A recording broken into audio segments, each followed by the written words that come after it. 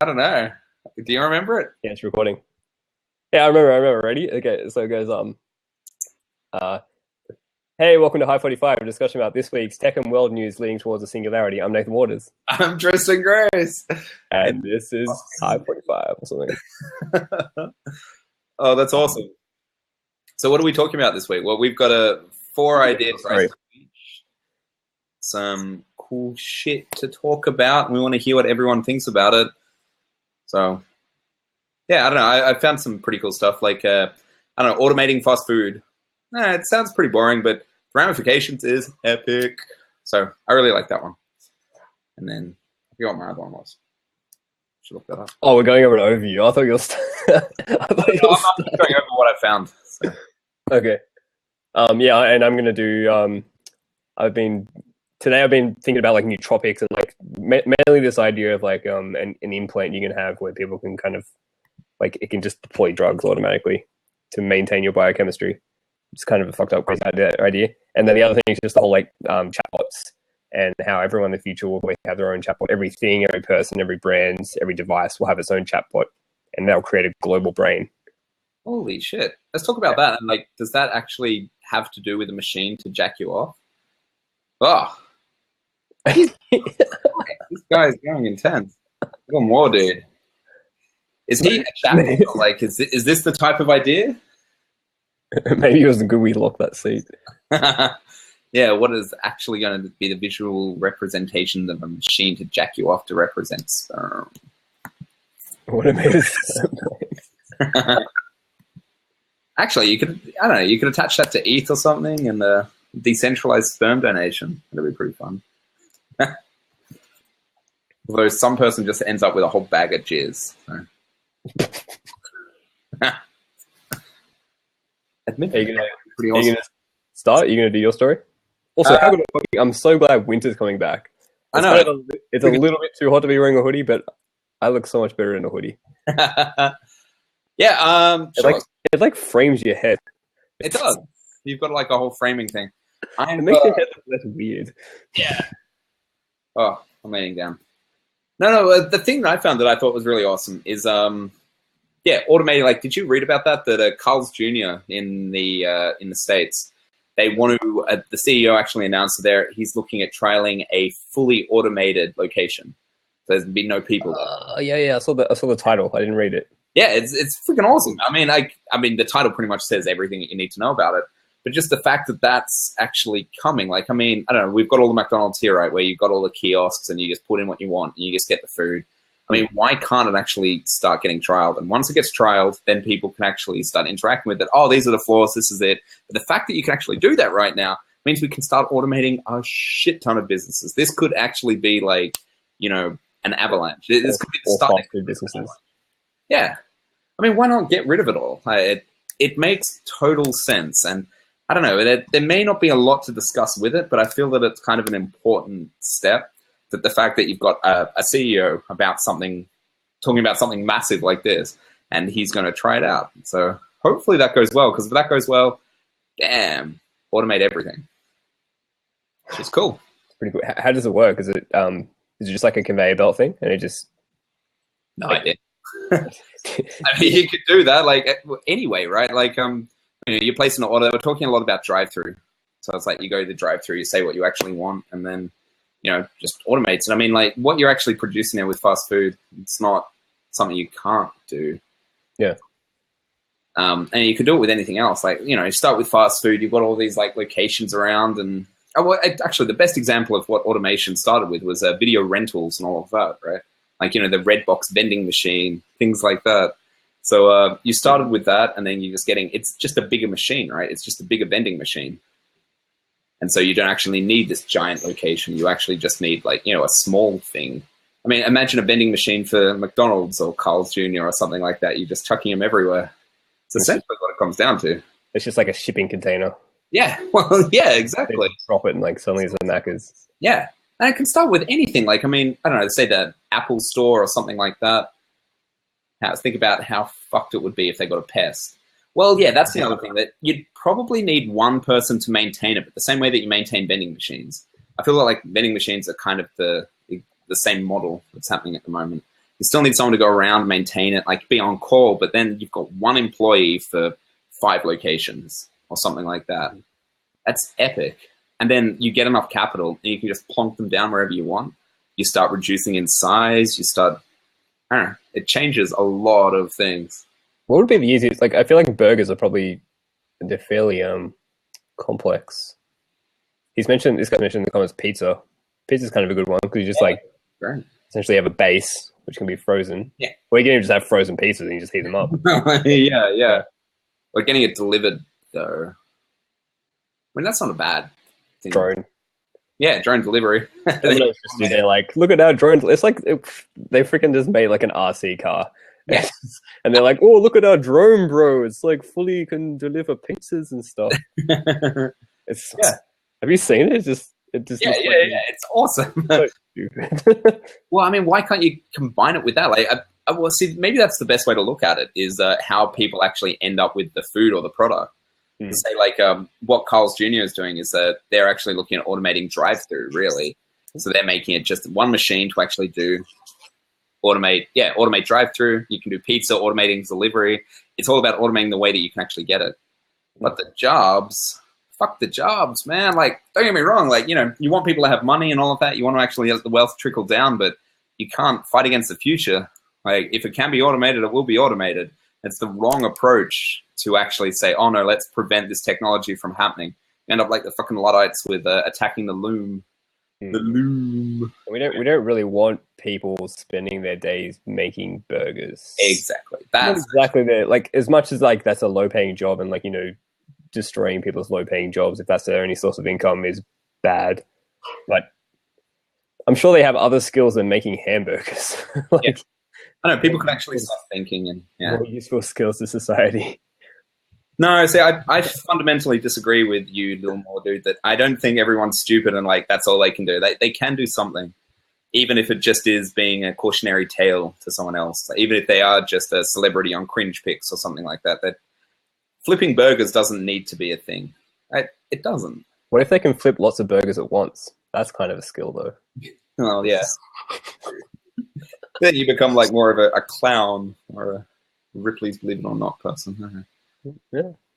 It's all like a lot of the food can be automated. Then actually going out to a proper restaurant, there's a demarcation point between automated food and actual restaurants, right? And the more that you can automate the food, like that'd be just great. Like I'm spending way too much on a takeaway food just because I can't be fucked cooking. Like I really can't. Like, so cool, just give me some food. And like, I've got a local chicken takeaway place. I go and ask for some stuff there, but all that they're doing can be automated. And it kind of sucks in there because it's super hot and, why not just automate it? And then if you do actually want to go out, then you can actually have a nice, romantic thing, or you want to go and have some nice food, you can go do that. Have you tried Soylent yet? Have you thought of trying it? Yeah, thought of trying it. I haven't actually tried it yet. Yeah. Have you found a supplier in Australia? Like, is it in Australia? Yeah. I think I linked it in one of our group chats a while ago. But it was like $90 or something per week. No. You can automate porn. I disagree with that assumption. I love how our only viewer is trolling us. It's amazing. Okay, cool. What can I go? Are you done? Yeah, I'm done. I don't know, that was it. Unless you could think about where the automation leads or what's actually happening after that. I think just 3D printing of food is going to be the next better thing. You should just be able to put goop in the top and it just like prints out something that like resembles food but just tastes like food. I mean, the whole like growing meats. That's things like growing meats and growing so artificial meat, artificial dairy. So everything like milk, cheese, ice cream, all of that. Within 10 years, it's all going to be like it's going to completely overtake those traditional industries. I think in 10 years we'll look back and be like, holy fuck, we killed animals and ate them. That's really weird. And like, holy fuck, we like milked cows and like made it ferment and make it all go gross. And we ate that as cheese. Like that's gross. That's yeah. And it'll be cheaper and easier and like in the synthetic form. It'll taste better. It'll be cheaper. It'll be easier to produce and have zero impact on the environment in 10 years. Yeah, exactly. It'll be the thing you use. Yeah. So the idea I had today was I think it's kind of a similar idea I had a while ago. Of, I remember seeing this implant that was like a little like tiny little implant, not like tiny implant, but it had all these little kind of wells, and it was meant to be used for drug delivery. So the idea would be for, say, I don't think it was for diabetics because they have something different, but basically you could fit like 100 doses or something, or 300 doses or thousands of doses in this little implant, and then you could programmatically release them. So like it's like having a shield of drugs implanted into you, and then you could just release them on command, like with a smartphone or something like that. That's awesome. Well, is that because most drugs, like at least the amount that you take, you don't need a lot of it? Yeah, depending on what it is. I think these, I'd have to search for the link, but I think it was only like small amounts. I remember when it came out, I looked at the idea of like having caffeine doses. So imagine you just like have thousands of caffeine doses implanted into you, something that would like give you your caffeine doses for the next couple of years. And you could sell it as an implant, and then people could just be like, sweet, release. You wouldn't have to buy coffee, all that sort of crap. But I think that the amount of milligrams per caffeine, like in its raw form, wouldn't fit into these wells. You could do something like acid. Like you could have like small little micro doses of like 1,000 tabs of acid just in you, but you release them when you want to, one by. This is terrifying you right now. I'm just thinking like, oh, you're drunk or something. Your friend grabs the phone. Oh, enjoy the trip, buddy. Buckle up. Doses incoming. I love that idea though. Like, if you can actually get it small enough, because then I'm thinking, say, like, you know, the elderly or something like that, or just fuck anyone. Like you just add it in, and you can just get the drugs automatically. Especially if there's a quick way that you can recharge it. Yeah, to put more in.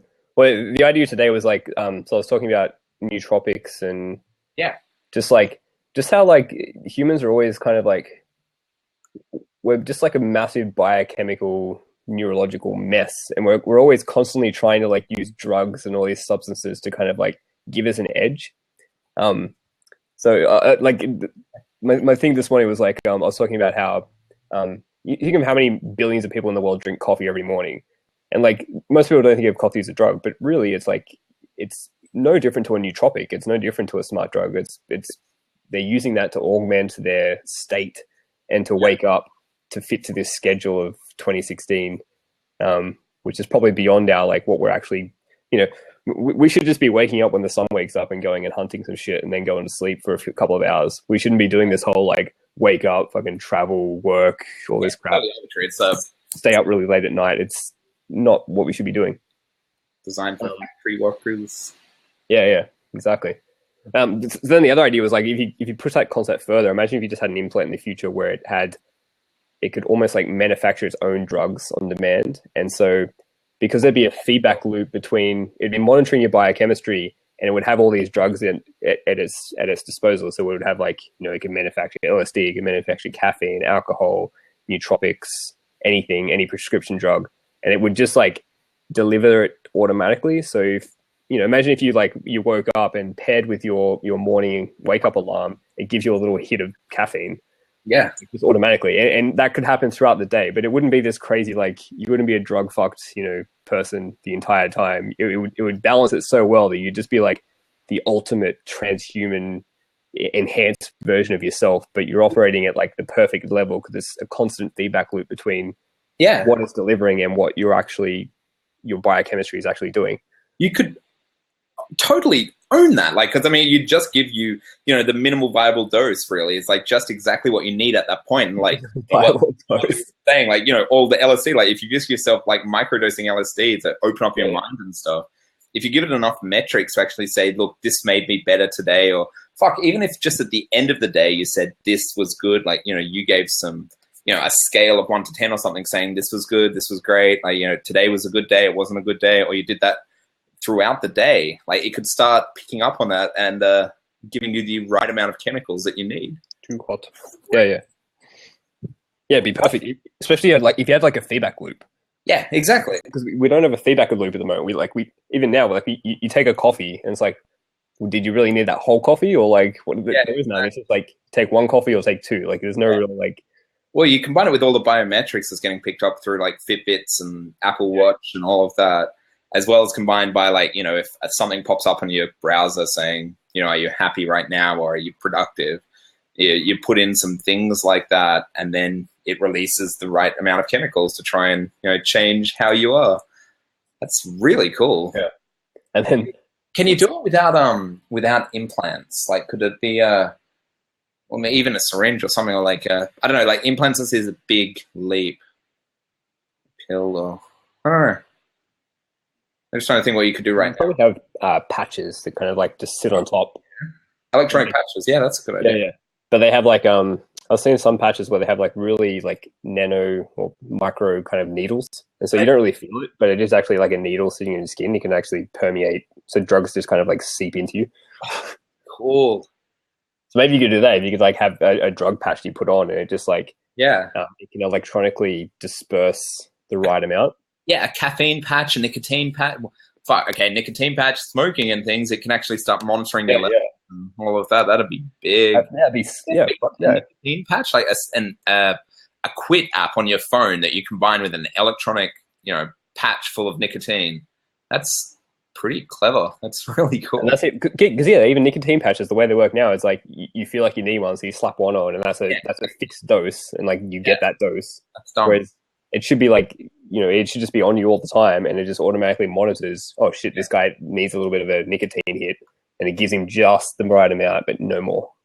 There you go. I've unlocked it a little more. Come and what do you think? The next idea on top of that was like, imagine if these implants were networked, so you could sync up people's biochemistry in a certain event or a certain location. That would be fucking cool. For something like, say, like MDMA or something where everyone's dancing in an event, at a rave, they could just all, it could like perfectly sync them all and just release the right amount so that no one's doing an overdose, no one's doing an underdose. It's like the right amount for that each person. People writing music, right? They're actually designing for your emotional. Yeah. Oop. Oh, hello. I don't know what happened with him. Yo, there you go. I have a video. You've got Minicam going on. Yeah, my camera. It's late here. It's like 2 a.m. So. No, fair enough then. I switched it to Minicam. I don't have Minicam booted up or anything. Fair enough. One thing I would like to add to that. Yeah. For a patch-like system. Yeah. To monitor, they would need more than just blood, wouldn't they? It would have to be some kind of like neural monitoring. Yeah. So you could totally do that. Well, that would be the best thing, but I don't know how you can measure it right now. Like, you could still detect it with the blood and detect other, you know, biosensors that are coming in, but you know, just start with what you've got and estimate the rest, I guess. About 50 years. Wow, less than 50 years. Fuck that. It'd be like, I don't know, say Google Glass, right? Like if they actually had neural monitoring built into that or something, or hell, even once you're actually getting drugs inside you, you could actually chuck in other things to record or send back, or I don't know, there's possibilities there, I think. I'm not biotech. Yeah, I guess because the blood, like if you could monitor blood, you would only know how much drugs are in that person. You wouldn't know, you wouldn't know like what's happening. It might be like too much or too little, I guess.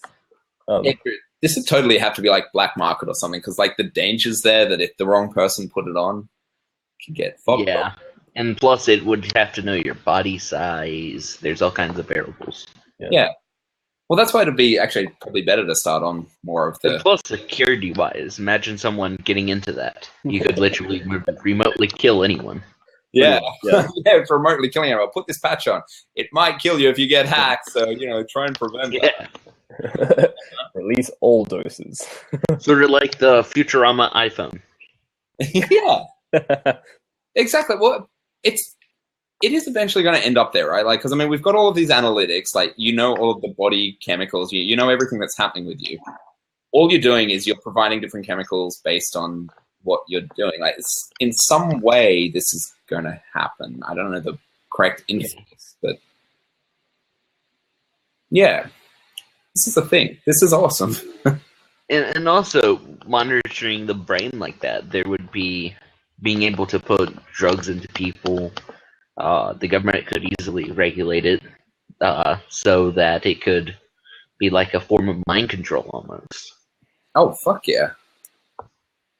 Well, you totally could. I mean, if you actually knew what people were actually taking, what chemicals, and how they were responding, you combine them with, say, something like Facebook or Twitter or Snapchat or any social media, even do it with Blab, you actually know exactly what they were saying with this amount of chemicals. You do that with a large enough population, you can actually start making trends, or you give the government control of putting chemicals inside you. That's fun. Especially monitoring their social media. Like if you monitor their social media, this person's acting crazy. Let's give them some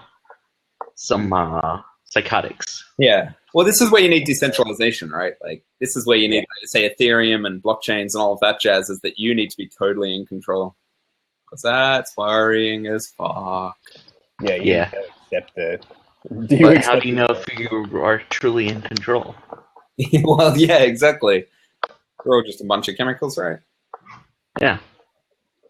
I suppose you could, like, maybe if you knew your own genome, like your full genome, and then someone sent you a kind of like a biochemical request, or like some like maybe like in the future you can just download a new drug or something and install it into your biochemistry, or like try out a new thing and you download it. But you can actually then very quickly sequence the entire genome of that drug and then run your own computer simulations with your genome and with that drug to kind of work out exactly what would happen. And then so you kind of like simulating tests of what that drug might do to you. So you can kind of test whether or not it's going to kill you or influence you or brainwash you or something, maybe.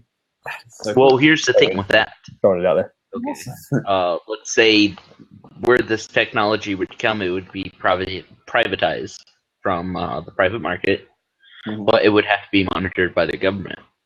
Right now, the FBI is trying to get access to our phones. So wouldn't it just be possible for them to fake the simulation? Well, I mean, you can get around that, say, blockchains or decentralizing stuff. I mean, well, let's assume that, like, say, the government would want to control it because, I mean, it's their people fucking up their brains with chemicals and stuff.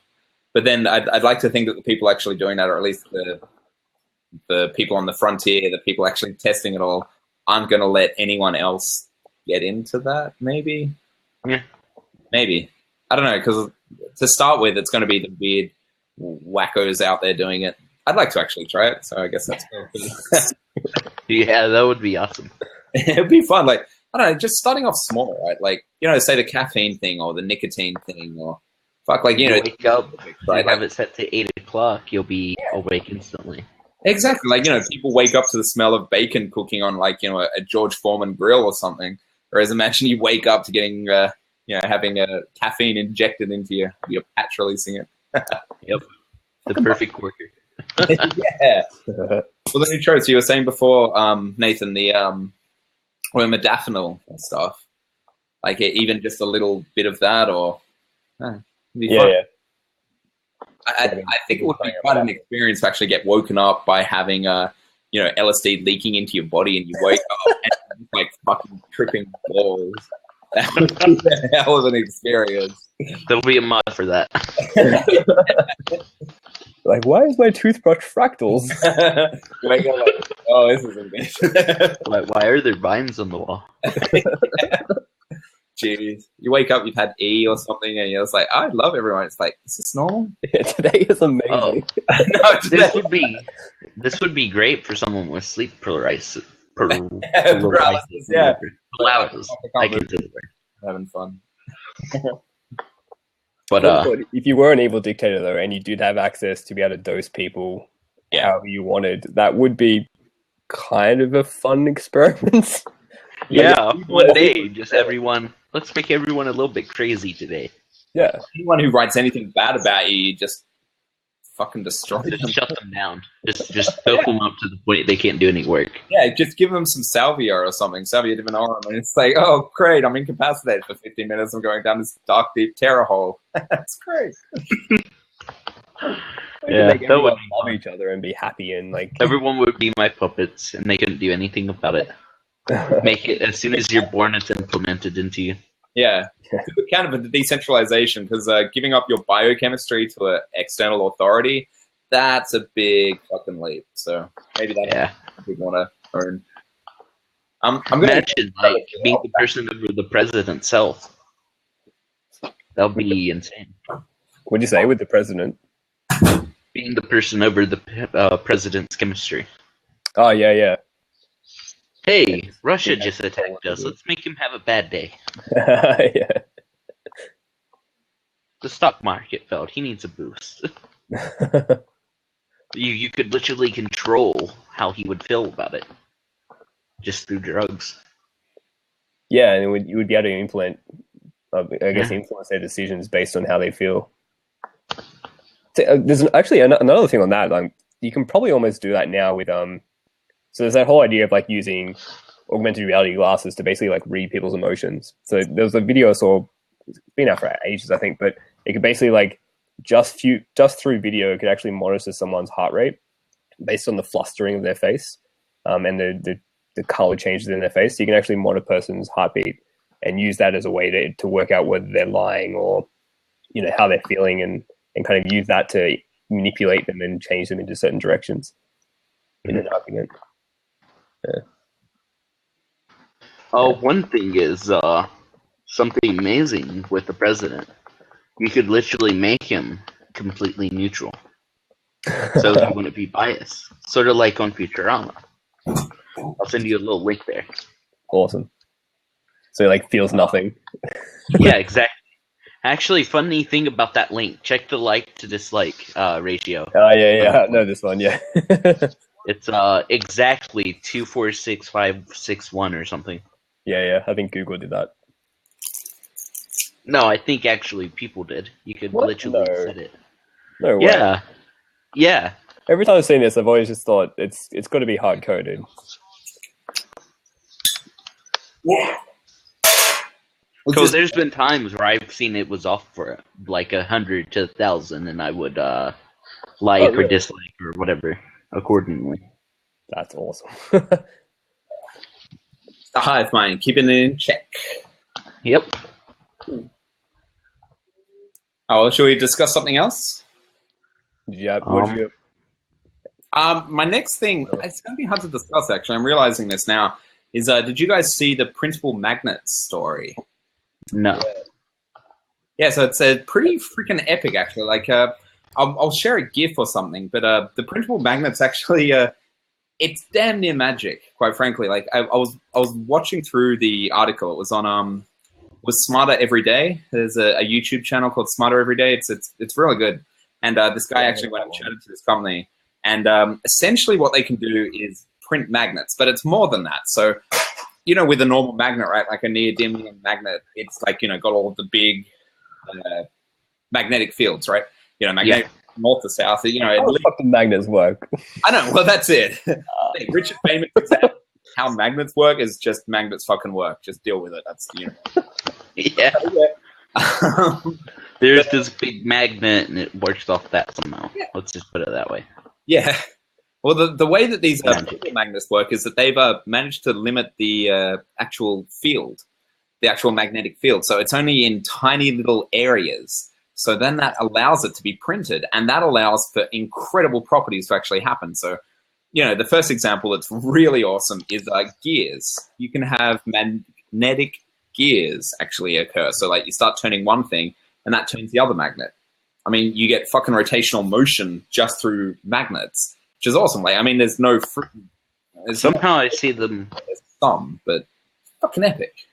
Somehow I see them creating something that floats in the air with that. Well, yeah. Well, actually, I'm going to find the GIF right now because there's this one great thing where you can actually lock something. So the way it works... Isn't there a switch? Like, it was like, it repels, but if you, like, twist it or something, it attracts. And so you can... Yeah, it's even one step more than that, which is so awesome. It's initially, you've got two objects, right? And then you bring them close, and then they attract, but then they don't actually connect. And then if you twist them, then they connect. So it's got all these three weird properties, right? And so, yeah, they want to actually attract, and then they're close. They're like, oh, no, we're unlocked. And you twist, and like... And it's great. They actually showed how it prints it out, and it's just this weird pattern. All you need is a certain pattern of essentially, it's a circle with a certain bit cut out, and so when you twist it, it connects. But it's really clever. And I was just thinking, before. If we had that about 100 years ago, figured that out, think of what would happen today. We could have mechanical computers about 200 years ago. We had that technology. Well, yeah, possibly. It'd be amazing. Like, 'cause it opens up new avenues, really. Like, I don't know. What other uses? Like, what are the uses? Like, yeah, like I saw that video and they're like, it's magic, and I'm like, but we don't know what the uses are yet. That's why it's so new and amazing. But like, well, we can start programming things for it, which is great. Like, so I mean, you want things to stick to a wall in a certain configuration. Say you want to unlock your wall the same way you unlock your screen with a passcode. You actually just tap in certain parts and that unlocks the magnetic lock or something, or like say the MagSafe thing on your MacBook or something. So sort of like the show The Flash, their hidden time room. Yeah, exactly. It's hidden fields that appear everywhere that start doing shit. It's cool. But is there still going to be a mechanical thing? Like if like that switch is still the thing's still going to turn for it to. What do you mean? To turn to actually lock? Because like the magnetic fields are fixed. Like once they're printed, they're fixed. Yes, that's right. You have to have like a motor or something turn it. Well, I don't suppose you probably could change that though. A small motor should work for that. Just think of like our electronical doors now that open for ourselves. How just like a small motor like that. Yeah. I don't know, it opens up a whole new avenue that it'd be really cool to actually start experimenting with. But I'm not sure exactly what would be the use case, but it's something that it's a possibilities open now that you can create your own magnetic fields and make it work any way that you want. Like that's. I had an idea. Okay. Transformers. Yeah. Transformers. Yep. That'd be cool. Modern meets the eye. No, I was just thinking like a car could transform into like a pipe or something, just something smaller. Yeah. It's like stuff. Who knows? Yeah. It's very, very, very cool. I don't know. It's something that got me excited about 3D printing again, that you could actually, I don't know, you can start having things connected. Like even the idea, right, that you're printing magnets. You actually you've got a slab of steel or whatever it is that you can actually just print how you want it to interact. You whack that on your wall, and then you've got your own interaction thing happening there. I mean, I think I read one comment. I read one comment where it was like it's kind of like 3D printing in the electromagnetic spectrum. Yeah, that was pretty cool. That thought it's like you're printing like. Yeah, I'm just thinking of how many computers I would mess up by having powerful magnets around my house. Yeah. Well, no, you wouldn't though, because that's the point of the 3D printed ones is that their magnetic field is isolated. That's how it's actually printed, because it's only in that small circle. That's the big innovation here. Yeah, exactly. That's how it actually works, right? What do you mean? So like it doesn't affect anything around it unless it's like. So I could put it right on a hard drive and it wouldn't affect it. Well, maybe not right. There's still a slight magnetic field, but like say if you've got like a big magnet that's right near it, it's not a big magnet. All it is, it's like a printed sheet. And it has certain magnetic properties. The same way that, like, a hard drive is a magnetic disk, right? Solid, not a solid state. The magnetic disk is on there. So how small can the field get then? Like, we talking like a millimeter or something? Like it's 4 mils and 2.5, I think. And they're working their way down to get it smaller and smaller. Okay. It's pretty. I have a question. This just occurred to me. Our hard drives are pretty much just small magnetic disks, but our regular disks can only hold up to, 500 megabytes? When will our disk technology catch up with hard drives? What do you mean by disk? What I don't know. That was just a brain fart. Don't worry about it. Fair enough. Well, yeah, I'm extremely tired. It's like 5 a.m. Oh, fuck, man. Where are you, man? I'm in America. 5 a.m. 3 a.m. My bad. Crazy. Are you on the East Coast, I'm guessing? Yeah. Yeah. We looked up, because I think at around like 6 p.m. it's something like 11 or something in San Fran. Yeah, we're like 5 hours or so. Yeah, because we're in Sydney, Australia. So it's like, it's like the most opposite freaking. That's why like I really love Blab.im. Like we only discovered a couple of weeks ago, and it's freaking awesome. But the guys are literally like a day ahead or something. Like yeah. We're in the future. Why didn't you warn me about 9/11, you dick? Yeah. Yeah, we thought it was funny. Good joke. Good joke. Well, if you didn't have a job, Tris, we could do this during the day. Yeah, It's Blab time. So I could do it during my lunch break, but then I wouldn't be drinking beer, so that would also suck. you have tons of beer at your work, though, don't you? Yeah, but I don't know, drinking and beer and then yelling at a webcam would be very interesting. To be fair, you guys do not sound Australian. Do we? Cool. Yeah, well, you guys sound more New Zealand. Well, I that's thought it'd make you guys mad. fuck New Zealanders. Always call New Zealanders Australians and Australians New Zealanders. It's like you. If I said, no, you don't sound American, you sound Canadian. I'd be like, good, I'm right by Canada. I bought that, eh? Hey, where's my maple syrup, eh? I was throwing out the shrimp on the barbie, mate. Yeah, I can do it. There you go, now you sound Australian. No, I've never seen anyone cook shrimp on the barbie before. You don't call them shrimp, though. It's called prawns. Hey, you're the one of your people has an Australian accent that does commercials here, and that's why we call it that. Fair enough. So why are you up at 5 a.m.? Sorry, it's going a bit late, but I'm 3. Oh, 3 a.m., sorry. Well, I honestly do not know. Fair enough. Yeah, it's just one of those nights. Yep, I know those nights well. It's like, cool, I'll dick around online and see what I can find. Yep, it's a good thing I have finals tomorrow. Oh! No. 4-hour test is going to be fun. Maybe that's why you're up. Yeah, I want to sleep through. Completely skip it.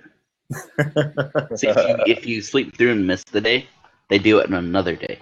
No, okay. There you go, so you're spending your time. Easy. Yeah. Well, it's all a simulation anyway, so it doesn't really matter, does it? Yeah. I mean, like, I know you guys don't even have a brain. You guys are just faces on the screen, just CGI. Yeah, exactly. We don't exist. You're literally just talking to yourself right now. You're imagining. I know. It's all in my mind. Yep. Now, I'm waiting for you to change into a female and start stripping. Well, one of those things is going to happen soon. The AI could have like given us some more hair though. Our hairlines are freaking like crawling backwards. Well, that's the thing that makes me feel special. Well, look at that. Mine are crawling back just there. So it's, You want to know something funny? I'm 17 and I have like thin hair just on the sides. nice. Oh no, dude. It never grew for some reason. It's always been like that. I went grey at 18. You can see kind of the grey here. It's just not thick on the sides. Like you just see the scalp. I don't know why. I mean, there's plenty of hair there. It's just I have like thin hair. Weird. Yeah, it sucks. Looks good when I'm shaving though. That's what my girlfriend says. Anyway, what's the next thing we should talk about? My topic is like chatbots, man. Okay. Let me explain to you why chatbots are going to change the world. So like the whole chatbot scene's like is going crazy at the moment. So you've got WhatsApp is basically that's kind of like the messaging thing. Like everything's happening. You can do everything within that messaging app. So WeChat in Asia is like massive. It's like the Facebook Messenger of Asia, and you can do everything. You can book essentially the version of Uber over there. You can do your banking. You can do everything through that one app. And so everyone in the West is trying to do essentially that. So you've got like Facebook.im, which is trying to do their kind of like their operator type. You talk to this agent at the top and they can handle anything for you. So if you need flowers or if you need a ride or if you need whatever or some type of retail purchase. Is that live? Just in the States, they're testing it. And then you've obviously got like Slack, which is doing essentially like the chatbot style thing, but in enterprise market. And they've got an app store now where you can kind of obviously like add your own bots and all this other stuff. And then you've got Magic and you've got Operator and all these other kind of like text messaging. Just ask what you want and you kind of get anything on demand. So that thing alone, like that messaging is kind of like messaging is becoming the single interface to any type of service you want. And so, for example, what Facebook.im kind of sees and what the big kind of chatbot rush, I think, towards is at the moment is towards kind of getting brands and businesses on board. So, for example, like say Domino's or Uber are kind of good examples. With something like Facebook and like Facebook Messenger, eventually they're going to like probably before the end of this year, actually, you're going to be able to order Domino's directly through Facebook Messenger. You'll just be talking to just like talking to another friend. You'll be talking to like the Domino's business. It'll have their brand, and it'll have. It might be a chatbot, it might be a human. You won't really know, but you'll be able to order a pizza and get it delivered. Yeah, you just call up and say, "Hey, Ed, I want to order a pizza." "Oh yeah, what's your address?" "Oh, it's this." "Cool. What do you want?" "I want to meet lovers." "Okay, great. I'll be there." Well, here's the thing. Right now, if you check it out, it's XIA assistant. It's a artificial intelligent, pretty much assistant. You just use the app. Say, "Hey, I need you to schedule an appointment by the high school at the donut shop," and it'll sit there. I'll make it about 9:30. Actually, make it 8, and it will translate all that, and it will set it there for 8, etc. It's very advanced. You could be on the phone, hit the app, and be like, "Okay, so when are we going?" Just having a conversation, and once it's done between you guys, it will then be on your date. Extra day is that's a good example of I think they'll probably end up going towards this basically like a chatbot assistant for everyone, for scheduling stuff. What was I going to say? But yeah, like with the whole like Domino's and Uber thing, essentially what that means is that you won't need to have a dedicated Domino's app. You won't need to have a dedicated Uber app. Those big brands will probably have their own things, but more and more of those services will just be called through messaging. And so then that leads into this idea of like, okay, then those things they're gonna start off as human run. Like when you talk to the Domino's or the Uber chat bot, most of the time it's going to be a human. It's the same way Facebook M's doing it. So most of the time it's a human, but every time you talk to that human, you won't know whether it's a chatbot or a human. And every time you talk to it, it'll constantly be the chatbot section, the AI will be constantly learning, like a deep learning algorithm will be running and working out exactly how to handle those requests. And so you eventually get to the point where those services will be completely automated. So when you talk to the Domino's chat assistant person, it'll be completely an AI. You won't be talking to a human at all, and it'll just handle everything. So now deploy that out to like every single business service. Every single business, every single brand will end up having a chatbot that will be like that same process. It will start as human, it will then become half human, half AI, and eventually become full AI, so that every single business service, every single thing you possibly need from a business or a brand is all completely handled by a bot. It's all training. We're all training them. Yeah, exactly. We're training our destruction. Well, no, I can still imagine let's say if Terminator happened, right? We would already have everything trained, okay? It would just be like its own little economy going on. It would just be robots instead of people. I see something like that happening. Maybe. Well, I think people still have so I can explain why I can get it back to people and why people are important. So, next thing after that is like once every business and brand now has its own chatbot, then it kind of makes sense for individuals to have their own chatbot. So for there to be a Nathan Waters chatbot, for there to be a Tristan Grace chatbot. And so anytime anyone needs anything from me, either in a professional sense, say like at my work or job or something, or in a personal sense, like from friends or anything else, or even from just someone random on the internet who's like, oh, I had this question and suddenly it's routed to me. So the first person that any of those requests will talk to won't be me individually, it'll be my chatbot, which is essentially like a virtual copy of me. It's a virtual assistant that essentially is me. It's like my mind that's constantly learning from me and basically uploading my mind in a sense, to the point where the physical body really isn't needed anymore. That is fucking awesome. Yeah. And then on top of that, so say like let's just do a little scenario of like how it might work. Say I need something from you, Tris. Like I need to know. Say I need to know someone's birthday that you know that I don't know, or some shit like this, some piece of information. So I tell my chatbot, hey, go find this thing out from Tristan, and that chatbot then goes and talks to you, but it talks to your chatbot. And so if your chatbot knows the answer, our two chatbots have a conversation and get back to me. So I've got the information out of you without having to like piss you off the meat space version of you. Yeah, exactly. I didn't have to pick up my phone or watch or something and reply back. Here's the thing, though. You want What makes it to getting personal information you don't want out, and on the fact is, what makes it pretty much your mind always changes. You always change your mind on things. Could I ask you that, man? Could I ask you, how would you solve that? I have no idea. Now, come on, spitball with us. Give us an idea. Just not teach it the things you don't want it to know. And for the second one, I guess I'd have to think on that one. It's fun, like, yeah. I like this idea, and like, because you can work all of that out, right? Like, because I mean, if you can say, like, we trust each other, so I can share pretty much everything, like, that I've recorded and all of that with you and stuff. You can maybe have different tiers or different levels or something, but it's like, cool, like all of this is shared, or shit, you even know what your chatbot knows. Like, you could have a conversation with it late at night and say, oh, cool, I've learned this about you, I've learned this about you. Is this okay to share? Like, yeah, of course I can share that. Yeah, and it could, if it's not quite sure, it could just ask you. So if I'm asking for some type of information that it doesn't quite, based on our relationship, our friendship, whatever, that doesn't quite know, should I give that piece of information to them?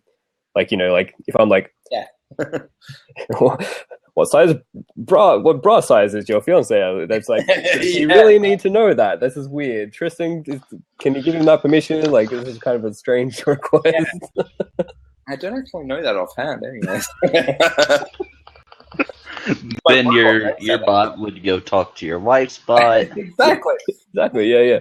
Actually, you've hit on a good point there, because what actually will change the world, what will actually make a big difference is exactly what you said, is the way you're asking one bot and that bot reaches out to other bots, it reaches out to other bots, it reaches out to other bots. It doesn't need to be a one-to-one thing. It's when you start creating this whole bot knowledge, really, that they realize they can get an information from other people. Yeah, it's a symbiosis. And even on a very simplistic level, the idea of like if everyone in the world had a bot that was like them and kind of helping them basically control their lives and run their lives, you effectively double the human population. Because you go from like 7 billion people to like now there's 7 billion people plus 7 billion bots. Yeah, essentially copies of those people. Yeah, and so you double the efficiency of the world. You overclock the human hive mind, the human species. You overclock humanity. You literally like double the speed at which shit gets done and information flows. Yeah, and you might have more than one chatbot, but I think you probably only need one because like it's just becomes that. A rich person's bot would be overpopulated. Or a famous person, not rich person. Like it would be pretty much like a DDoS attack. Yeah, I think it could handle it. Yeah, and they could handle it because I mean, like the actual requests. I don't know. Let's just say computation's relatively infinite, so long as you're like doing a halting problem or shit like that. That so long as that's been solved, that says like Johnny Depp or something like that. That anyone can ask him as much as they want, and then people could start spamming the bot and feel like they're talking to him, and especially if it starts recording more and more about what they're doing, because essentially Snapchat and all social media at the moment is people saying exactly what they're up to right now. So if you let hey, look, bot, incorporate this into who you are. So when you actually tweet at Johnny Depp, or you want to know what's happening with Johnny Depp, or you're tired and you're hugging your Johnny Depp body pillow, you can actually then know exactly. I'm pretty sure Trish likes Johnny Depp. I'm not quite sure though. Johnny Depp and me. We have to ask his butt. You have to ask my butt, exactly. But here's the thing, though, especially with famous people, like, okay, there obviously has to be some kind of computer behind this. Yeah, it'd be running in the cloud. It'd be like, and I think for all this to work, for the data uniformity because every bot needs to be able to talk to every other bot and know exactly, have access to all their data. It can't be like, there's the Google bots in this site in their data silos, and there's the fucking Facebook bots in their data silo, and there's these other bots. Like it has to all run on an open platform that's just transparent. Like maybe still encrypted and like there's data access rules and stuff, but it's just like one uniform set, which is why something like Ethereum or some type of blockchain system. I don't know how you build a chatbot on something like Ethereum where, you need things to be transacting instantaneously and like these bots just running around them. I don't know. But so there is one company called Viv that's basically trying to achieve this vision. They're the same guys that created Siri and sold it to Apple. And they've been in stealth for like 3 years or something like that now. Well, what's the domain? VIV? Yeah, it's probably VIV. I'll search just VIV. Sorry, anyway. Yeah, VIV.ai. Global Brain. So what it's same. This is where like the same thing. Global Brain. Holy shit! Awesome. The global idea. VIV.ai. Sorry, I don't mean to talk over. Just like posting it. Put into the thing. There we go. So I think their idea is like pretty similar. They pretty much realized pretty quickly that all these bots need to have access to the same type of data. But it sounds like the way they're going about it is they're focusing on brands. So like one brand would have this bot, and one brand would have this bot, and they'd be helping brands build their own bots. And the way that they'd connect data would be they've got some system in place where it automatically generates code on the fly to be able to connect like this data source, like this API with this API, to do queries like there was a cool article somewhere. To do like queries where you're basically querying multiple different databases. Well, why your face just got lit up? Are you looking at like a screen now, or a white screen or something? Or I am. Yeah, there we go. It lights up your face. In a bad way? No, it's just you become white. I thought he was white. He becomes extra white. He becomes Norwegian white. Norwegian white. Let me see if I can find this thing. View chatbot. Yeah, it just it kind of sells me like the whole global brain thing. Oh man, I love that. Like it sounds like they ripped us off of Iron Man. Jarvis. Jarvis. Well, yeah, exactly. But see, more than that, because like Jarvis is, I fucking hate Jarvis just from a tech perspective, right? Because talk about selfish. Tony Stark keeping this great AI locked up in his own palace to actually just do his own shit. Like maybe actually put it out there among the world, let it interact with everything else. That if you had one AI that could actually talk and interact with everything else around you could actually create so much value for everyone else. That keeping it locked up is dumb. It's dumb as shit. So what they're doing with Viv, the global brain, is you want that one AI, even if it's really silly. Like Siri is not a global AI because it's not. When I talk to Siri, I don't feel that I'm talking to the same Siri that Nathan's talking to. It's our own Siri, but it's not the one Siri. So I always figured it was just like a pre-programmed determined Siri. Like there's no interaction. It's like a Google search. They've got the right approach for marketing, and what they're actually trying to sell it as is saying like, you're talking to Siri or something, but the implementation is not there yet.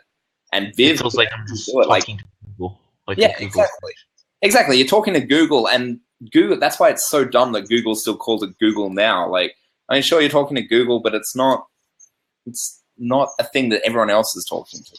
They might change it. No, I'm talking about Siri. It's just like doing a Google search. Oh yeah, that's all I see it as. Yeah. Whereas what Viv's doing and saying the global brain, like hell, fucking market it. That the more you talk to this, the more it creates a global thing that everyone's chatting to. Like, I don't know. This might even be just a marketing problem. I'm not sure if they're going to use any blockchain tech, though. It sounds like they're just using something, their own. Again, it's like another proprietary play, which I don't think. It needs to be something where it's just a platform. Blockchains can't do it yet, though. Like, there's no tech that could actually make that happen yet. But, I mean, eventually it could. Like, I mean, the idea of being a decentralized thing would be the best, but you can't do it now, which sucks. Maybe give it a year or two when Ethereum, Serenity, and all of that's out. Yeah. And to be fair with Jarvis, that is a little too advanced to just release directly to the public. We're talking about something that could change the nuclear passcodes by itself. Yeah, but it's still something you can chat to and actually interact with. Like, get rid of the nuclear protocol hacking ability. And just the fact that, I mean, Jarvis is not something that only one person could have. Like, replicating Jarvis on a hard drive, on a fucking memory stick, wouldn't take much. Like, you could just do that, and you could give it to every house. You're discussing hypotheticals from a movie. I know. I know. Why is this? We're talking about future ideas, and movies predict the future. I love the idea. Like, Viv is... It's just don't mess with any staffs. I heard they have advanced AI. Well, yeah. Oh man, I love it. I'm sorry, that website just totally sold me. I'm sorry. I go to a website and it's the Earth. Did you read that Wired article? Because the website, because they're still in stealth, but the Wired article explains what they're actually working on. Oh, cool. It's pretty long though. So something I really also like about this whole chatbot idea is that it would constantly be like, for it to actually learn and for it to actually do the types of things, essentially become like your own personal assistant. It has to literally become the digital version of you. And so to do that, it has to like constantly be like just watching you and monitoring you and like learning from you. And so but like with the right algorithms, like the shit that like deep learning is doing, that's just fucking like the AlphaGo stuff and all that crap. Yeah. I think it could actually get to that point where it literally, this algorithm becomes you. And you know the whole like concept of like mind uploading, like that as a way to achieve immortality, basically like somehow upload everything in your mind to the cloud and then you live forever. That would be you forever. Yeah, essentially that's it. The chatbot is the immortal digital version of you. But you are dead. You're actually training your life. Well, it could burn. Sorry? What just happened? Once you die, that'll be it. You are passed on through your child, is what I'm saying. Yeah. Your chatbot becomes you. Yeah. Even without dying, though, let's just remove, like, once you die, but that's already happened. But... Sorry, yeah, so the more you actually teach it, the more beneficial it can actually become to you, the more value you actually get by sharing more. This could actually be one of the first examples of sharing producing value for you, producing an economic benefit. And this could actually lead people to share everything about themselves, start recording everything that they do, start, sharing anything that they happen to do with this bot, because that can actually help them more and more, especially as other bots start interacting with them, that you get this whole economy existing that, they want to interact with you, they want to find out this data. You get your own data, you get your own shared data, and then you charge for that being shared. Yeah. And the cool thing about that is that, maybe you could actually sell that whole concept to people where you're not like uploading your data to this third-party corporate entity. Like you're not sharing your data to Facebook. You're not sharing your data to Google. You're sharing your data to yourself, the digital version of you. You're a chatbot. You own it. Love that. And it's not running on fucking Google servers. It's not running on Amazon servers. It's not running on Facebook servers. It's not running on Apple servers. It's just running everywhere. It's just running everywhere. And only you have access to that data, and you control its access and what you share and how much you share and all that stuff. Can I say something? You own it. Yeah, go for it. What about for the criminal aspects of this? Having your little AI dude, let's say you're a terrorist. If you share all of that, eventually... There's a group of terrorists now. That group would have its own little subsection, is a way to put it. Right. Wouldn't that be a bad thing? Not necessarily. That if they can do that, then they can do that. Yeah. Sort of like the social media now. Exactly. I mean, you don't want to cripple future thoughts just because of, that could happen. I mean, the same thing with Twitter and all of that. You can limit it saying, it'll help, terrorists coordinate better. But, dude, the benefit it can actually make is massive. Yeah, honestly, I want something that can learn at the level I can. Yes. But I have to teach it. Sort of like my bird I have. I have to teach it to fly to me. To I disagree with that. I feel that when but I feel that when you're learning something, the bot should be learning something. That we should be learning together. That would be really nice. Well, if it's a Tamagotchi-esque thing, I'm not going to replicate my learnings to it. Maybe a debate with me or something. I'm not sure, if this is the right approach, but that's you can still simulate that. If people want to feel like they're teaching their bot, you can still allow them to feel like they're teaching it. But most of the time, they're just passively recording and learning more than you're teaching it anyway, I guess. Yeah, they can remember almost everything. Yeah. But what I want is sort of like a pet. Yeah. Is what I'm saying. A pet that I could teach to do more than just step up and fly and speak. Well, see, that'd be interesting because it'd be like if it came to the same conclusion as you, right? Because say you have a weird interaction with someone and you're like, this guy's a fucking tool and blah, blah, blah, blah, blah, blah, blah. But then you look at what your bot has said and it's like, okay, I've actually picked up that I should interact this way and this way. And you're realizing that, it came to a separate conclusion than you. Because you both had the same amount of inputs. Let's just say you're sharing everything, you're recording everything. You both had the same inputs, but the bot had a different conclusion. That's when you would actually interact with it. And be able to be like, no, you're wrong, or it could actually start teaching you. So you have a fight with your own digital self. Exactly. What I'm saying is, I want like a pet, like an artificial pet. You could do that. Something that I can raise, something that I can teach. Sort of like a gorilla you teach sign language with. Yeah. Something fun like that. That's what I want. You could totally start it that way. That'd be a great marketing way to actually start it. Is that sort of like a?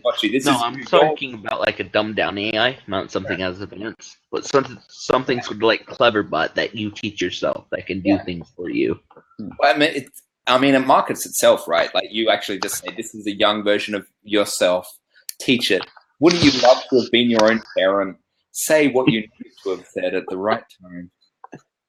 So yeah, I'm gonna teach my AI to be the worst AI possible. I would like to have experience. One AI you're extremely mean to. One AI you're extremely well to. One AI is just like in the middle, and I want to see what would happen between them. Will they fight? Will they kill each other? Will the one in the middle be murdered by the good one or something like that? Like a psychology type of deal. Because psychology took a huge hit when they quit experimenting on people. Correct? Yeah. Well, I guess so. Imagine using AI instead of people. Yeah. But then at some point, there's going to be like the same moral and ethical debates about mistreating AIs. There's already there's a subreddit called Bots Rights, which is really cool. I love that subreddit. I was actually thinking of this a few days ago. I was thinking if we get to the point of putting AI in video games, let's say Fallout 4, if each person believed they were actually in that game and that was their universe, they were an AI, would killing a person be morally positive? Because you are killing that AI off for your universe. It'd be like a multiverse, sort of. Each disc is its own multiverse. Each thing changes because of the butterfly effect.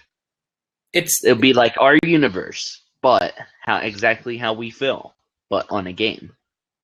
Would killing one of them be morally correct?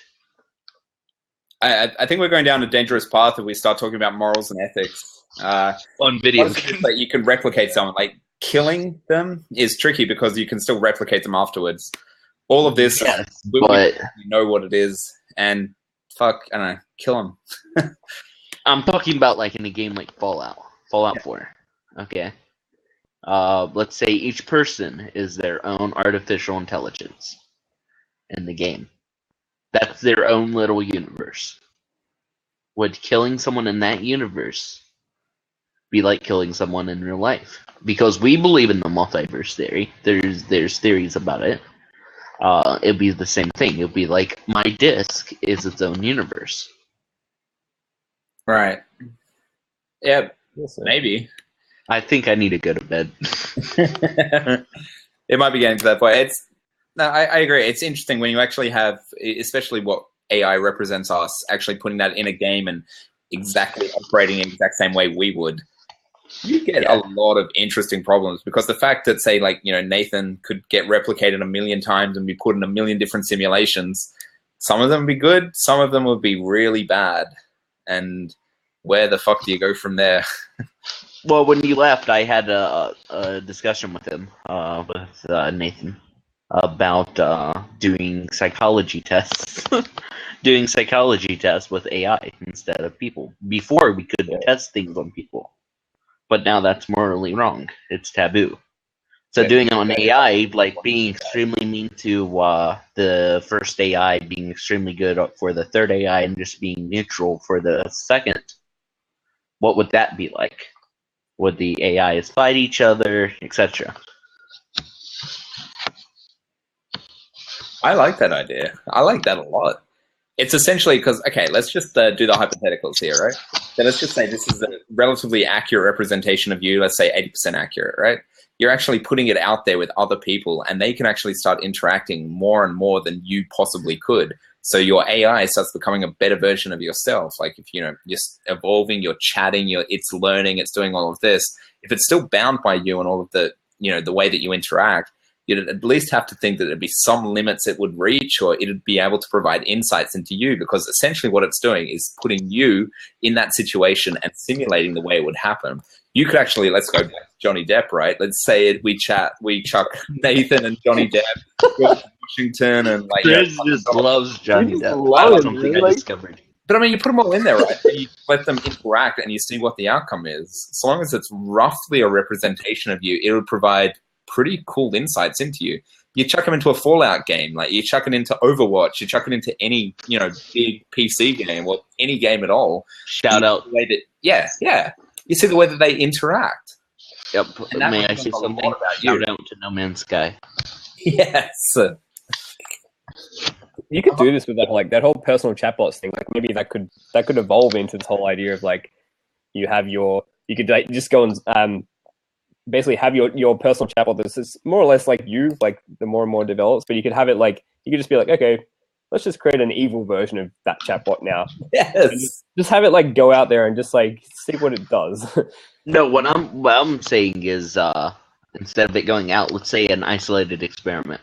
Yeah, and you put it into a scenario, like you're saying, like with Fallout, where yes, what I'm saying is around my life, how I live, I would be controlled pretty much. I would be mean to one, have one just I'm neutral to, and then one I'm extremely good. Let's say if they were robots, see what they would do to each other. If I'm extremely mean to one, that one would eventually hate me. If I'm extremely nice to one, it will be jealous of that robot. And if I'm neutral to one, what would they do? What would they feel to the neutral one? It'd be like with you, Fuda. I'd go up to you and I say, I hate you. You are scum. You should be dead. Then I go, Triz, you are amazing. You and Johnny Depp is amazing. And then with Johnny Depp, I'm just completely neutral. Hey, dude, what are you doing? Yeah, see what the outcome is. Yeah. Like, what would Fuda do to Triz? Well, yeah, you could start simulating anything, right? Yeah. That's massive. Like, I can't overestimate like just how big that would be, that if it starts to at least sort of represent you, you can chuck it in all situations and see how it works. How I would do. Like, if I'm going to space, what would I do? I know the first thing I would do, actually. Well, let's say it'll be DNA flying everywhere. Oh man! Have you guys heard? Have you seen that Black Mirror episode where they basically take a digital copy of a person and then turn them into an assistant? Is that John Hamm? That one? Never heard of it. What I mean, so there's this TV series called Black Mirror, which does like really like near future dystopian scenarios, like little. It's a TV series, but so one of them was this idea where so there's this lady who's like a corporate, busy professional, whatever, and she needs a personal assistant, and the ultimate personal assistant is a copy of you, like a literal copy. And so what they do is they like implant, they have this like implant that they put into her, and she pays for this whole service. It's like a corporate service. And then it basically like it over a week or two, it learns from her and basically absorbs all of the information that is her. And then they like extract this implant, and then they, there's John Hamm is like the actor. He basically like he pulls this implant out, and then he suddenly throws this like digital copy of like that person into this little virtual world. And the person's freaking out. So like this lady who's like literally a copy of herself is like, oh, what the fuck is happening? What is this? And John Hamm's like, you're a copy. Like we've literally just copied you. Your job now is to basically like fucking make sure the toast pops at the right time for the meat space version of you. And it's just this like terrifying. Like before I'd seen that episode, I'd never even thought of this whole possibility, like one of these dystopian possibilities of having an enslaved, like literally a slave version of a digital copy of you, but they would you be like gay to like mess with your slave?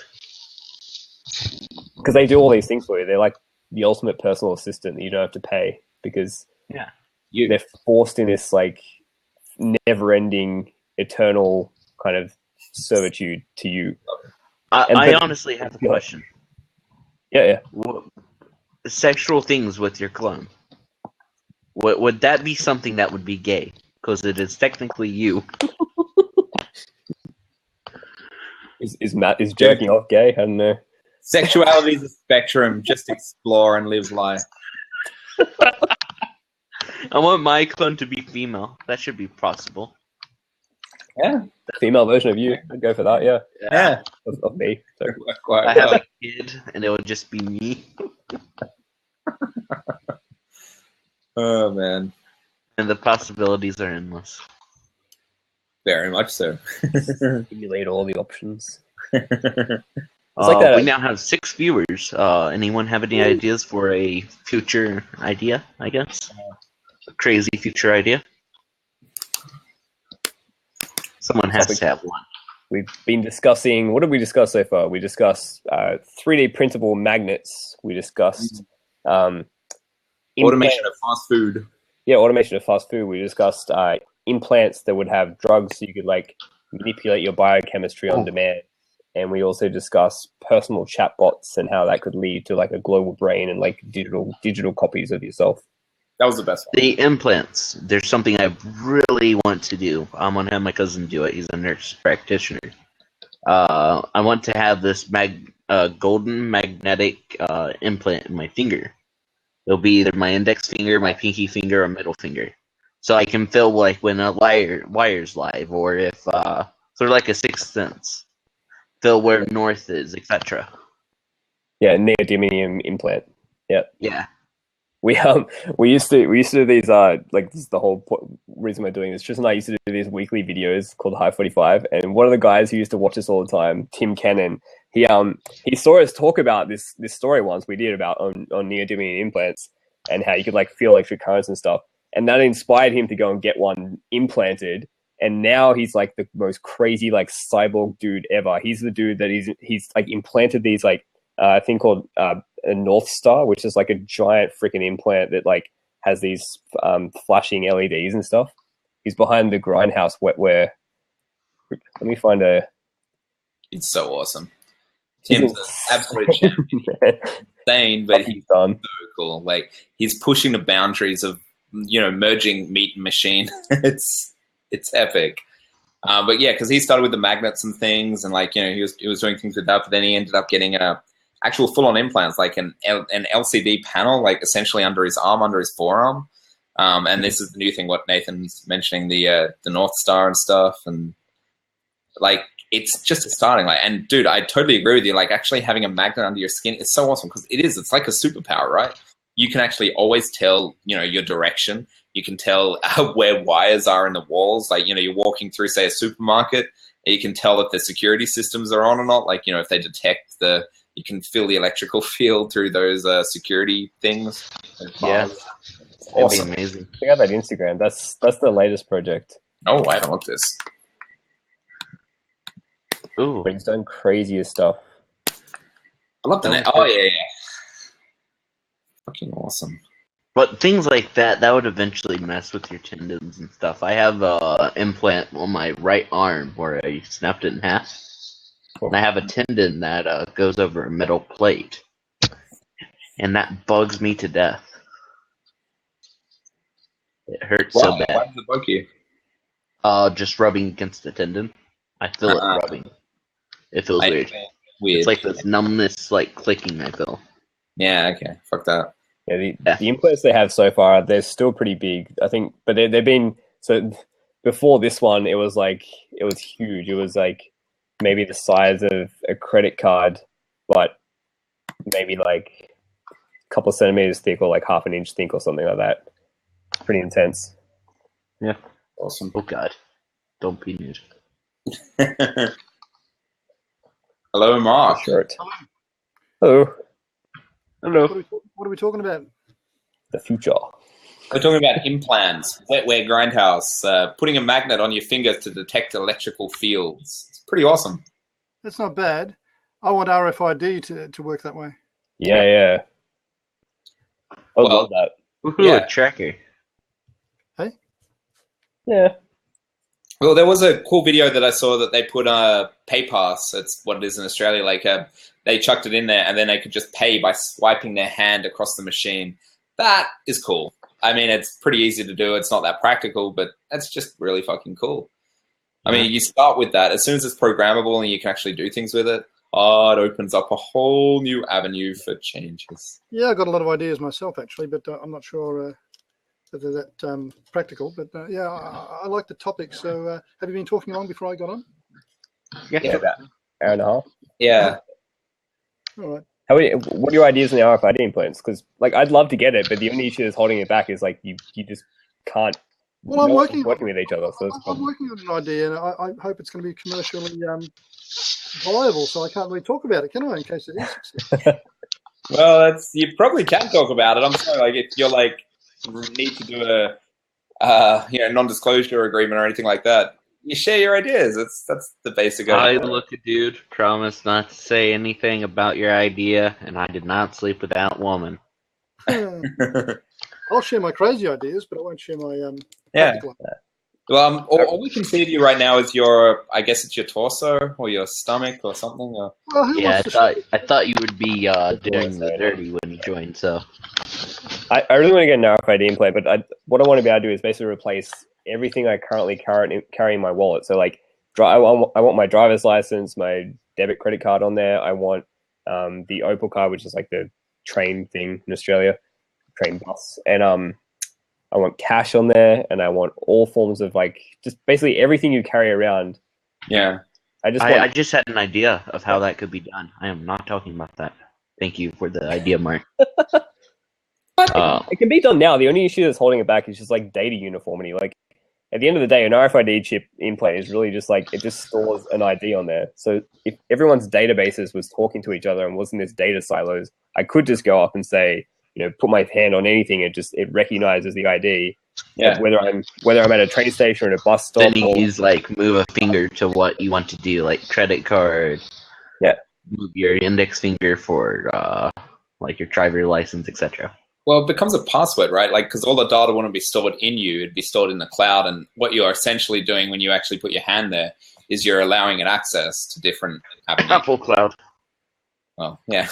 Yeah.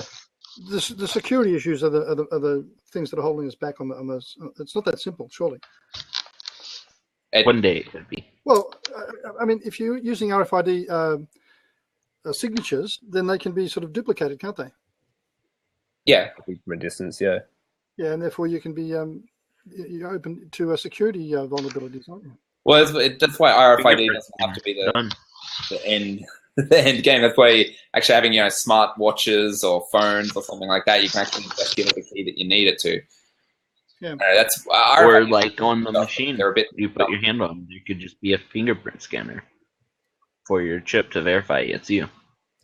Yeah, but you're still in control what they actually get access to. Like that's just it's a binary, either yes or no. Yeah. Whereas you say with the different things, you could, well, like what Nathan was saying before, like, you do different swipes or you do something and then you're allowing them to access certain parts or shit. You make it pop up on your phone, right? You say, can they access this? You're like, yes, they can access my location.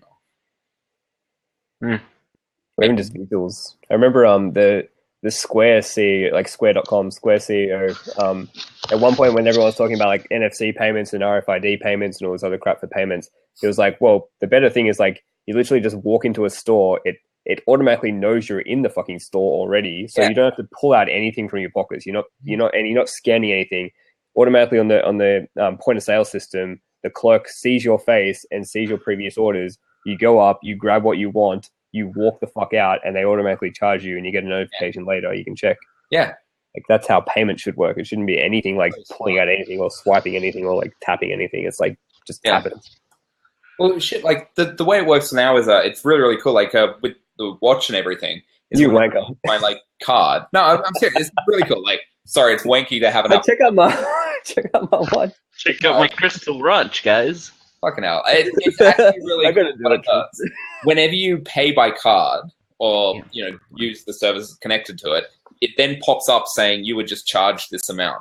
So, I mean, it could actually work the exact same way with you walk into a store, it does facial recognition. You don't even need that. If you could actually share your location enough that you walk in and then knows that it's you, you walk out and you get a notification saying you were charged this. Oh, great. that's worked out. If it's good, it's all good. If it's not, you can walk back in and say, dude, what the fuck? I was just charged this amount. Did you get that notification? And it's pretty cool. Like, I don't know, I trust PayPass so much more now because whenever I use PayPass, it pops up and says, you just PayPass this amount.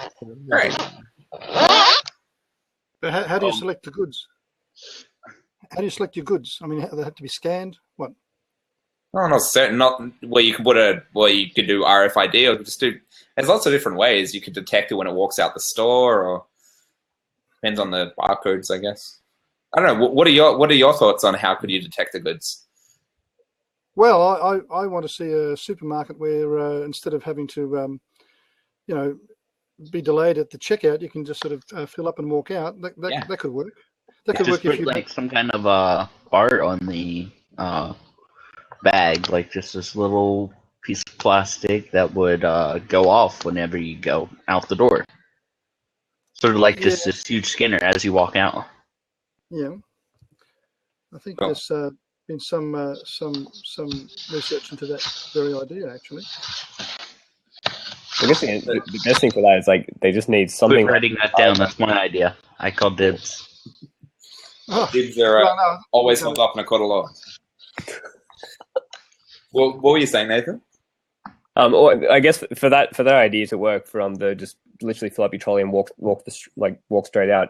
I guess you just need that whole like something like RFID or like low energy Bluetooth or something, but where it's to the point where it costs fractions of a cent and it's like a speck of dust or something. It's just so tiny that it's just integrated into the packaging of that product, like by default. It would be like almost as simple and as cheap as literally printing a barcode, but just maybe underneath that barcode or embedded in that barcode somehow is like literally some RFID Bluetooth thing that has an identification, so that when you walk out, there's just a scanner that just like instantly in one day just scans everything in a trolley, and it's just like, whoop, done. But there's another way. What about in order to select your goods, you have to reach out and pick them up, don't you? And that could be the moment at which they're sort of scan detected or whatever. I'm thinking that imagine a supermarket where the goods weren't just sitting on the shelf for you to take them, but they were sort of behind. There would be a lot of bugs with that, though. Why? Because what if you need to put it back and it didn't register and all that? Yeah, that's right. It would register because you wouldn't be able to get it unless you swiped a fob or something. Or if you use the other hand, etc. Yeah, no, I'm thinking of you get a card or a fob of some sort, and in order to access the goods, you just present the fob near to the center, and out comes the goods, like a vending machine. And of course, that is the problem about if you don't want it, you can return it. Well, that's why you need staff on hand to make that transaction. But that's going to be a rarity, isn't it? Yeah. I can imagine that if supermarkets were all behind plastic or behind glass, so that you could just get your products, and as you take your product, it brings it up. You just walk out and just one swipe of the fob. Why not?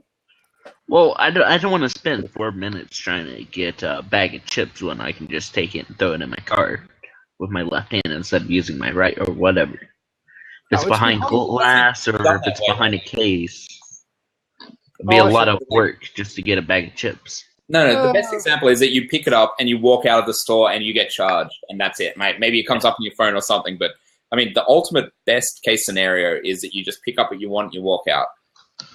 And so there are ways to do that. Like even the current technology right now, like it's all possible. You can do it now if you wanted to. It's just exactly, yeah. Well, I want to. I've been wanting to for 5 years. Yeah. Well, exactly, and that's the way it should be. And then I find that that's the trickier thing to work out, right? Is what the future should be. It's like once you've worked it out, you're like, cool, let's just make that happen. And then as soon as it's not, you're like, oh my God, we're living in the past. But it should just be you walk in, you take what you want, you get charged. Easy. Everyone's flashing on my screen. Does everyone else have video? Oh, yeah. Yeah, I'm going to refresh. It sounds like looking like, dude, you have a balloon or something you're just scratching at. Oh, sorry. Yeah, what I do is I really shouldn't do this. I'm on a laptop. I'm laying down, so I had the laptop turned on its side. Oh, okay. Yeah, it's something very stupid. Just like simply holding a balloon, just like... Yes, that's exactly what you're hearing is a balloon. That'd be the ultimate troll on Blab. Just go into a random conversation and just like hold a balloon off the side and just like slowly every now and then just squeeze it. Like the Still, dude. What's up, dude? What theory? I feel really bad. Like, I feel like I'm about to head off. It's been a while, but it's cool. We've actually got people listening now. yeah, now you can't leave. Well, yeah. Haven't had dinner or anything. I like how I'm still set to 0, damn it. Or no, I'm at 3 now. Yeah. Actually, I think I'm going to. It's been good. I haven't eaten anything, so I need to do that. I might come back if it continues. Eat on stream. It's that simple. Yeah. I've been eating this entire time. I don't want been to. watching porn and then View Haven New.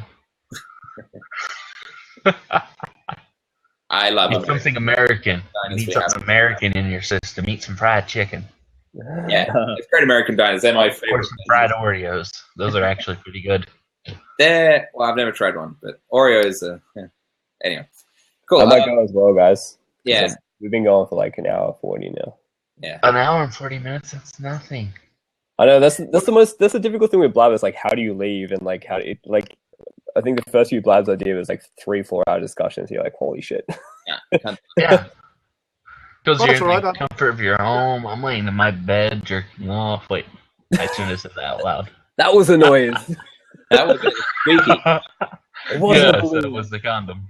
Listen, guys, this is the first time I've used the microphone without the headphones. Does it make a difference? I mean, is No. there a problem? No, It's clear, it sounds clear good. audio. Oh, that's Most good. people, yeah. Oh, wait. So what So are you what going are to we eat, talking- Triz? Sorry. What are you going to eat? My fiance's cooked this fantastic dinner, and it's sitting out there. So I'm. Did she just cook Type for of you all dinner. the time? Is it She cooks chicken? on Cook there. your own food, man. Is it burgers? What? No, it's spaghetti. I think spaghetti bolognese. When you're married, you Is won't there cook any for meat in it? Yeah, lots of meat. Organically grown? Maybe. I'll have to ask her. Okay, so It's it's meat probably with feces in it. Okay. Make sure you know that there's feces in your meat. Okay, I'll think of that as I suck it down. We'll have synthetic Yeah. meat in about 5-10 years. So Yeah. Anyway, cheers, Yeah. man. It's been really fun chatting, and yeah, that was a cool convo. A lot of people really haven't had good meat. They always had like store-bought crappy meat. yeah. So It's all think animals. how much better that would taste. True. So much steak. Yeah. Cool. Awesome. Oh, I'll catch you guys later. See you guys. See ya. Good Yeah. convo. About time that dude leave.